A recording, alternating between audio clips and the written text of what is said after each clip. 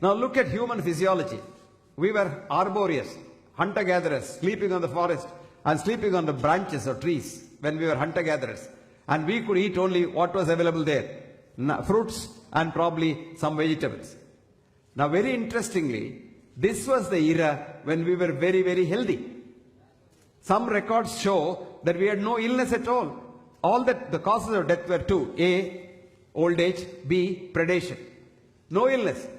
All the illnesses started in the 10,000 years when we sort of started living in communities and trying to eat, not just non-vegetarian stuff, trying to eat each other. That means hating one another. Today our biggest enemy is hatred. Recently, one of my articles was published in the British Medical Journal where I said, the cause of killer diseases is your mind. The silent killer in your body is not hypertension or diabetes or cancer, but your own mind. And if this mind is poisoned and it hates someone, your own body gets the damage and not the one who you hate. Let me tell you how it happens.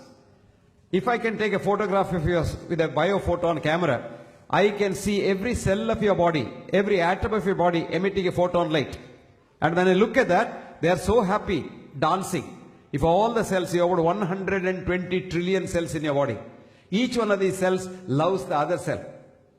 That apart, it loves the cells of others. My cells love Karthikeyan cells as much they love my cells. Now imagine for a minute that I hate Karthikeyan. I want to damage Karthikeyan. I want to pull the carpet under his feet. And I want to get his chair and become the director of the CBI, Central Bureau of Investigation or whatever. Now what happens? My cells get so confused. My cells say, why is this fellow doing this? Karthikeyan is a part of me. Karthikeyan is like a hand or my head or my leg. So why am I harming him? So a time comes after some time, your own cells start hating your own cells. And that is what we doctors call as autoimmune disease. And you would be surprised. I just had this afternoon a SMS from a doctor in Calcutta. She is a very highly qualified doctor, Refa Sipi. She so beautifully wrote, Professor Hegde, thank you for your article on the mind in the Royal College Journal. And I have started using that on my patients with autoimmune disease, and my patients with cirrhosis liver are doing very well. Fascinating. This only goes to show that if we start loving one another, vegetarianism, non-vegetarianism and things like that pale into insignificance.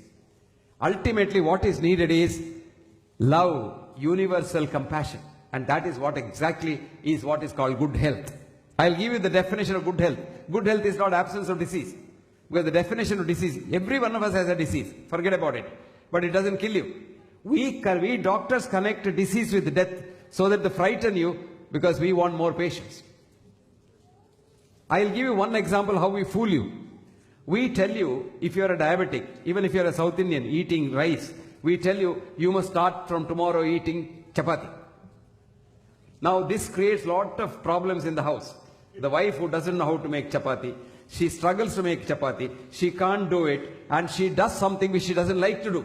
This is very bad. Doing something which you hate kills you. Now the wife, she has to do it because she thinks the doctor has said the husband will live longer if he eats wheat. Now I'll tell you the truth. Wheat contains wheat gluten. And wheat gluten is a direct damage to the pancreas. So wheat goes directly to your beta cells in the pancreas and keeps you a diabetic permanently. That is only disease mongering. I want my business. If every diabetic gets better and if there is no diabetes at all, what does the diabetic specialist do? Did you get the message? So friends, don't believe anybody but believe yourself. This is the most important thing. So health is enthusiasm to work. Get up in the morning and ask yourself, do I have to go to work today? And if you are enthusiastic, you say, I am healthy. 2, enthusiasm to be compassionate. Ask yourself, do I want to help somebody today? Because what does the Sanatana Dharma say? Paropakarartham idam shariram. You are made for the benefit of others. Remember that? You are here for others' sake. And if you did that, you are absolutely healthy. That's what Ayurveda says. What does it say? Samadatu, samagnischa, samadoshaha, malakriyaha, prasannatma indriyamana swasthaitya videte. You get up in the morning, you sleep well, you eat well, you piss well, you shit well, you love well, and you don't hate nobody, you can't get any disease. How do you get disease? Krodha. You know what krodha is? Anger. Anger. Anger and danger are just one letter apart. D, you add D to anger, it becomes danger. And anger is an emotion which kills you. One of the very important causes of stroke is anger, sudden bout of anger. Krodha, shoka, depression, frustration. Bhaya, extreme fear. Ayasa, exhaustion. Viruddhanna bhojana. Here comes the most important part. The wrong type of food at the wrong time. Viruddhanna bhojana. Taponalan. Taponalan is not doing anything. Sedentary life. Just lying down, doing nothing, lazying around. Sitting in the chair for hours together shortens your lifespan. Instead of sitting, you stand, you cut your lifespan. If you walk, you lengthen your lifespan. When you're talking, I rarely talk like this, standing in a place, because this is only one mic. Supposing I have a collar mic, I keep walking. When I walk, I circulate my blood better. And I oxygenate my blood better in the lungs. So the better blood goes to my brain. I can think sharper and I can talk better. So it is very important that taponalan. Then what does it say? Katva amla kshara lavana tikshnoshnati rakta pratopay. All kinds of unnecessary things we eat. And that's what produces every disease. What's the treatment? Hita mita ahara sevi.